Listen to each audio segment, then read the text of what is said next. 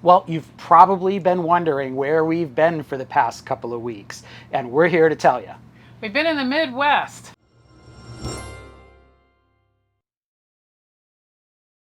The last time that you saw us, we were in Kearney, Nebraska, visiting the Archway Monument. And so then we made our way to Illinois, spent a couple weeks there, and then made our way to Michigan. And those multiple drive days taught us a great couple of lessons. They did. And whenever we have a drive day that is during the week, that kind of disrupts our work schedule a bit. It's not so bad if it's one here, one there, but getting from Colorado to Illinois, that was 3 days. A couple of them were on the weekend, but weekends are kind of a little bit of work days for us too. So from this point on, I think that we're just one travel day from each destination, so that's good to know, and I think we're gonna keep it like that because it's just smoother and makes everything better. The other lesson that we learned is we need to have content ahead of time. Yes, we do. We have been flying by the, what's that saying? Skin of our teeth. Seat of our pants. Seat of our pants for a very long time now. And we kind of knew when we got out on the road we couldn't do that. And we wanted to be 2 or 3 weeks ahead, if not 4 weeks ahead, because, things happen. We might not get enough content, or, we may be overwhelmed with work, and we might not be able to, produce a video. But if we have 2 or 3 or 4 videos in the can, then hopefully that shouldn't happen. And so now, because we haven't posted much in the last month, we are going to have those videos that we have ready whenever we post on Sundays. Yeah, it's great. We have content built up now. We were literally operating by the seat of our pants and shooting video the same week we were posting it up. So now we understand when some of the other channels out there are 3 and even 4 weeks out. We understand why. When life gets in the way, work gets in the way, life gets in the way. We've got content and we'll be able to produce, and we're super excited. We've got a bunch of stuff ready to go. Yep. And it takes the pressure off too, because when you're trying to produce a video the same week that you're releasing it, it's a little stressful. Now we still kind of do that with the cooking videos, but those are much more manageable for us, and eventually we'll get ahead on those. But the RV life videos, definitely we need to be ahead. We are here in Michigan. We're kind of real time coming at you, but we wanted to share with you our experience, kind of getting from Kearney, Nebraska, staying in a wonderful little place, Geneseo, Illinois, and then making our way here to Michigan. So our first stop after Kearney, Nebraska was all the way to Council Bluffs, Iowa, which is just on the other side of the river, on the other side of Omaha. So we were in Iowa, but you're a stone's throw from Nebraska. We stayed there for sentimental reasons, if you can ever say that Omaha and Council Bluffs is sentimental, but it was for us for reasons we had with another business. And so there was a restaurant in Omaha we wanted to go to, Spencer's. One of my favorite places, Spencer's. So great little steakhouse right in downtown Omaha. So that was really one of the reasons we wanted to stop there. Yes, we stopped there, and we stayed at the Horseshoe Casino. First casino we stayed at. It was great, water and electric hookup. We were only there one night, so it was wonderful. There was hardly anybody else there. It was easy in, easy out. So if you do have an opportunity to stay at a casino, I can highly recommend it. We are not gamblers, so we did not partake in any of the gambling. But if we wanted to, it was there for the taking. And do you remember what the price was for the Horseshoe? It was $52. Yeah, it was rather expensive. Yeah, for one night. At least for a one-night stay. So then we made our way to Geneseo with the lovely drive through Iowa, which was for the most part pretty uneventful, except for the wind. It's a wee bit windy out here. Oh my goodness, look at the tractor behind me. How cool is that? That is so cool. Gotta love the wind. Us in the wind these last 5 weeks. Oh my goodness. But it's a warm wind. It's not a chilly wind. It's so much better. Oh, the wind. The wind followed us from Denver, and yes. I actually said it followed us from Denver, but it didn't because it's still windy in Denver. It stayed there too. But it was windy all the way through Nebraska and Iowa. Iowa was just slightly better. And a drive through Iowa is actually quite beautiful in the spring and summer with all the rolling green hills. And we have a affinity for Iowa too, so we enjoyed that drive. But we're very happy to make it into Illinois because that meant we were on the other side of the Mississippi. Right. We were actually going places. It was so exciting. So once we crossed the Mississippi, we were not very far from Geneseo, Illinois. I booked this the campground using RV Trip Wizard. Sight unseen. Yes, sight unseen. All these campgrounds, except for some in Michigan, because Rich had been to them before, sight unseen, and I booked a lot of them this year. This was the first one. The one in Kearney, you could say, was that too, but I had driven by so many times on 80, I kind of knew what it looked like. This was my first completely new campground. I had no idea. I looked at the pictures, I did thorough research, but I was still a little bit nervous because you just never know. Yep. And make sure if you go to Geneseo Campground, which I highly recommend, if you're coming in from the east, you must follow the truck route and the camping signs, because there is a 10-foot railroad bridge that you most likely will not fit under. If you're coming in from the west, you're going to avoid that altogether. We did drive through with Stella just to show you that. So we followed the truck route and avoided the 10-foot bridge, which you'll want to do if you're anywhere like we are, 13 feet 3 inches. Surprisingly, when we pulled into the campground, I could not believe how lovely and green everything was. Oh, green. It was quite the surprise. Pulling into the campground, I knew even before we got to our site, we were going to be happy there. Yes, it's a very rustic campground. I believe it's been around 40, 50, possibly more years. I mean, if you're looking for bells and whistles, they do not have it. But if you're looking for peace and quiet and a really wonderful family atmosphere and welcoming and great customer service from the owners, then definitely go there. During the week, there were not too many people there. On the weekends, obviously, it filled up. But even though all the sites are really close to each other, it's very nice, and I would go back there again for sure. Yeah, and it was a little bit tight with our 43 feet 6 inches. So all the sites technically there are pull-through, but only a handful, about a half a dozen or so, are actually kind of on an angle and meant to be pulled through if you're a big rig. The rest of them were kind of straight on 90 degree next to each other, which we did not have one of the big rig pull-throughs, but we managed just fine with our 43 feet 3 inches. Because we just pulled through one of the one site of the in front of us. other sites. Yeah, and that was fine to do. But yeah, you'll want one of the bigger rig ones. Yeah, for sure. So if you're a big rig, don't be afraid to go there, because they can certainly handle you either in the true 45, 50 plus foot pull-throughs or the regular 90 degree pull-throughs that were a little tight, but we managed. Yep. So we got in, we got settled. Our setup game is getting pretty strong. Yeah. Yes. We are able to get everything unhooked, everything set up, leveled, and pretty much organized in just a little over an hour. So I will say our setup and our teardown game is strong, and it's getting stronger every day. Yes. It's a cute campground, very quiet, very nice. And I'm going to kind of do a 360 here. We have a neighbor, and then back there, yeah, that path back there will take you to the Hennepin Canal, and you can ride your bike or you can walk, which we haven't done yet because it's been freaking hot, like mid-90s, terrible humidity, but it's starting to cool off. Today was our hottest day, and it actually feels nice out here. So I'm super excited about this quaint little campground. I'm going to call it a rustic campground. I think Rich disagrees with me, but it feels rustic, and it's beautiful and wonderful. And oh, there he is right there.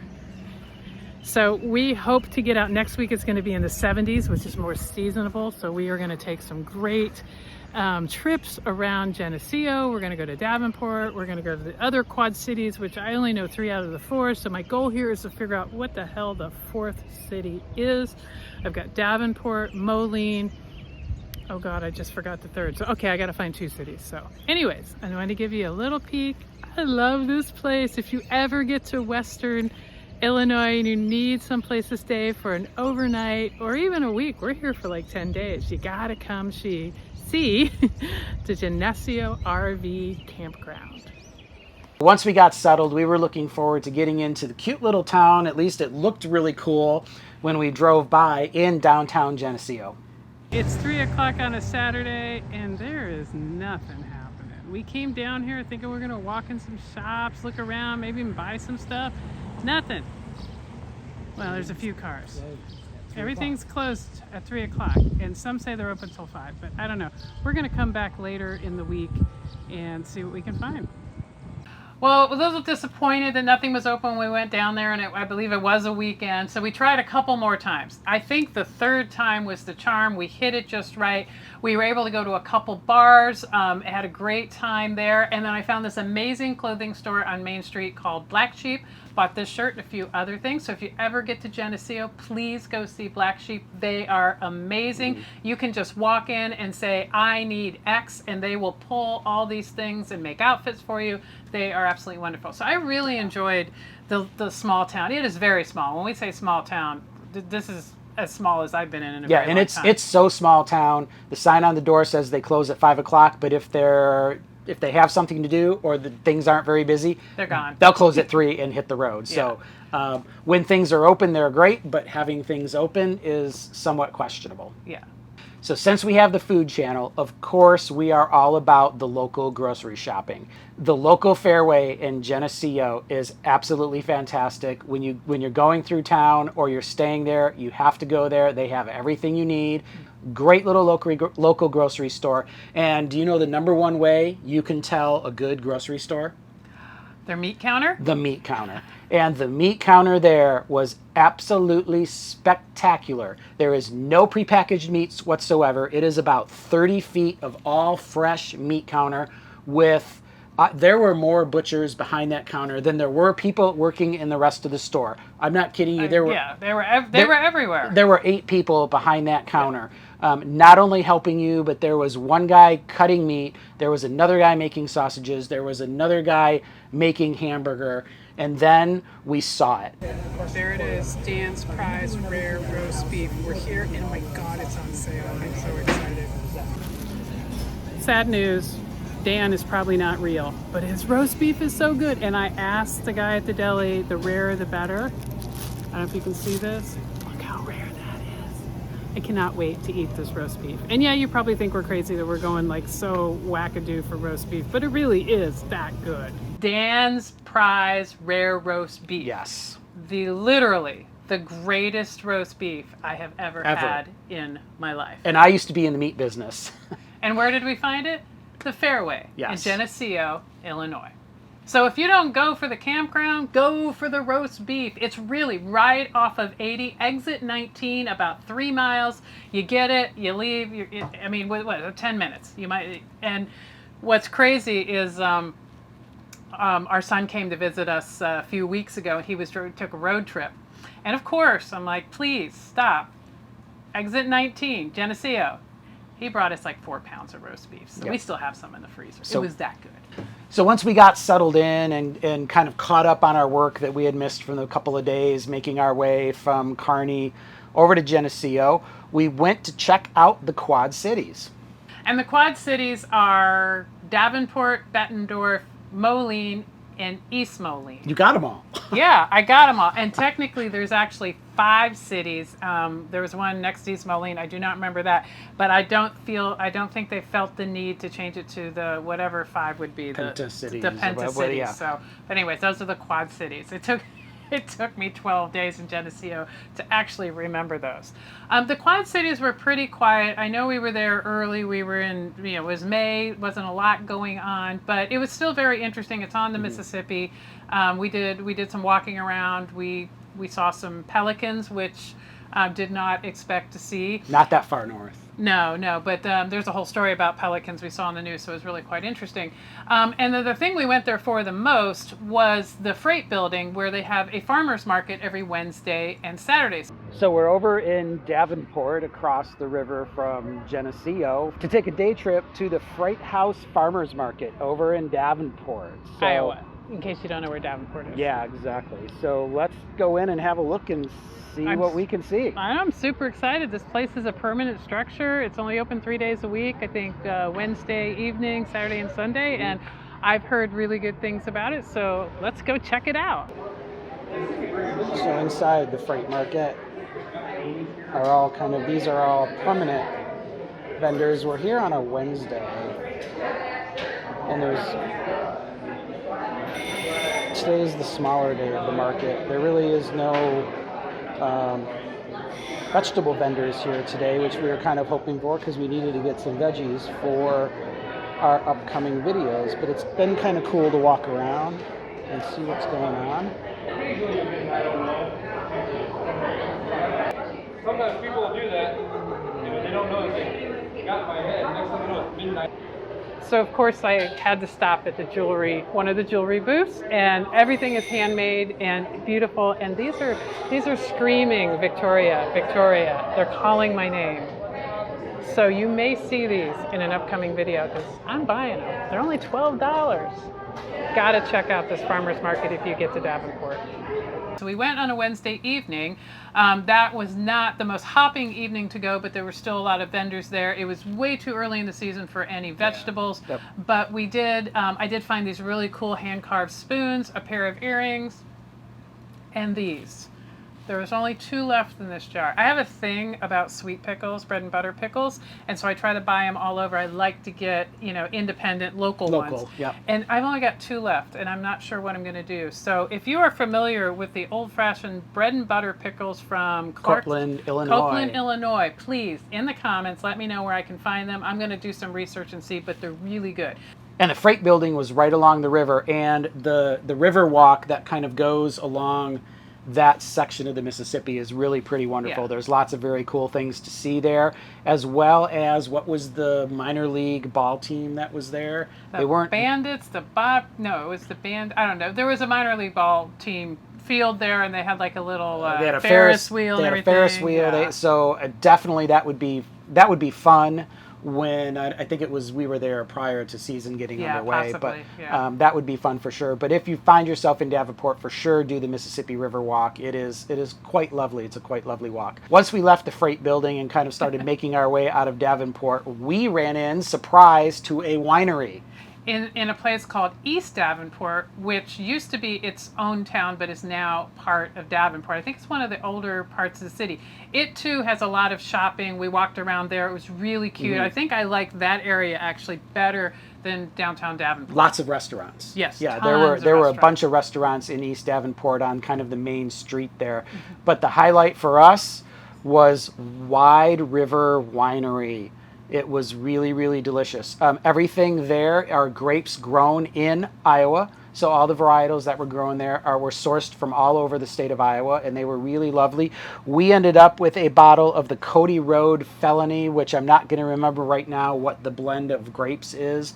No, but I don't remember you will for sure see this bottle of wine in an upcoming video, probably with pork chops or something native or what Iowa's known best for is their pork. So you will see this bottle of wine again, but I will say if you get a chance to go to Wide River Winery, they're all blends. They don't do single grape wines. They do all blends, and whoever's blending their grapes does a really, really wonderful job. Their wines were fantastic, and their tasting room was really, really cool too. It was a historic building. It's very, and they also have food there as well. The owners are attorneys, so all of the wines are named after legal terms.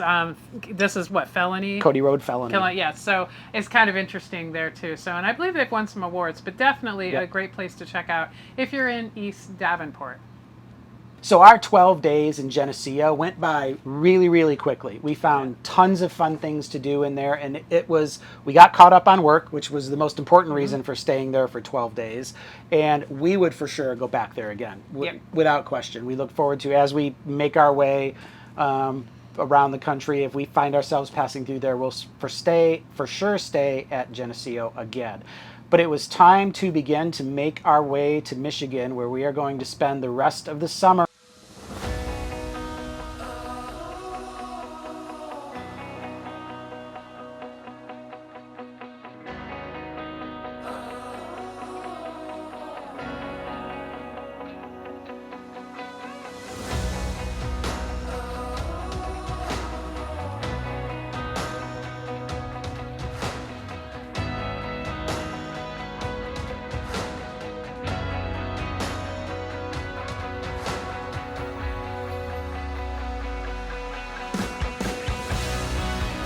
Me, Rich. I'm taking you to New Holland Brewery and Distillery.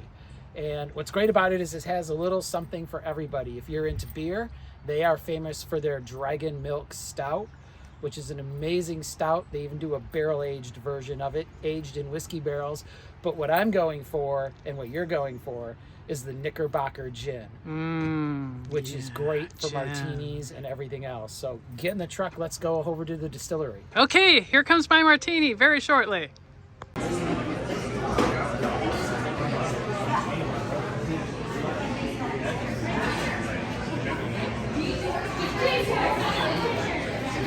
So we were only in Holland for a few days. We were staying in Holland State Park, which is right down the street from Lake Michigan. We were very excited to stay there. However, when we got there, we realized how tight everything was. It had rained all day. It had rained there all day.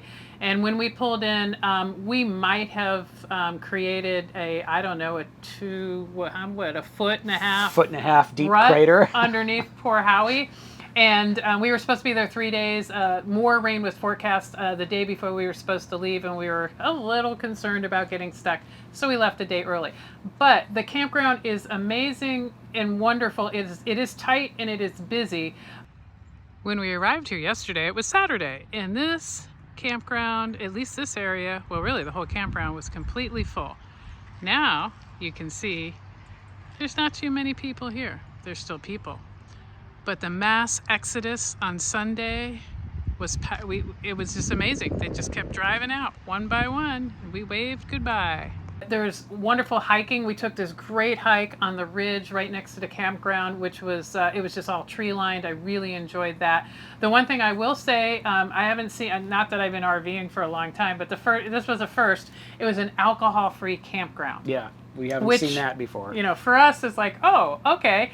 They do not search your rig to see if you have any alcohol in there, but you can't openly drink outside. So just know that going in. But it is very close to Lake Michigan. Like I said, there's a bunch of shops and lots of walking. You can walk all the way down to Holland State Park, the beach area. So it's really a lovely location. And I think if they had some bigger sites, I'd go back there and spend more time. Alcohol and no alcohol. For sure. So be warned, if you're on the Department of Natural Resources site, which is where for the state of Michigan you make state park reservations, be aware it will say that it's big rig friendly, but it is extremely tight. The trees are overhanging very low, and the spaces or the roads in between the sites are very narrow. So there are tons of reasons to go to Holland and stay at Holland, but just know if you're a big rig, that Holland State Park is going to be a challenge for you. There is a campground, which we did not explore, right down the road, about a half mile before you get to Holland State Park, which was very big rig friendly. The RV park, yeah. Yep, the RV, and again, we don't know the name of it, and we didn't go and look at it, but there were a ton of Class A's in there. Yeah, that probably would have been a better choice for our size, but it was fine. And the thing we didn't realize when we booked it is it was electric only, no water or sewer, which was fine. We were only there for a few days, but know that going in as well. And then also be aware, if you are planning a trip to Michigan and plan on staying in state parks, know that most of the state parks in Michigan do not have sewer. Most have electric and water, but quite a few, because of their age, only have electric or only have water. So be aware of that. Look at your state parks very carefully when you're going to look, and especially be aware it may say you can fit a big rig, but be cautious because they don't all fit big rigs. Not easily. So after Holland, our next stop was Milford, Michigan, which is outside of Detroit, right around where Rich grew up and lived many years of his life. We were very excited to get there because we were going to visit with family, and we were staying put in the same campground for 6 weeks. Now, granted, we had to move once during those 6 weeks, but that's no big deal. A few sites down. So we're here. We're super excited to be here. We've got a lot of fun things to show you. There's a lot of great things to do in the Metro Detroit area, and we can't wait to show you this campground, Camp Dearborn in Milford, Michigan. It's a great campground and a great place to stay. And until next time, happy exploring.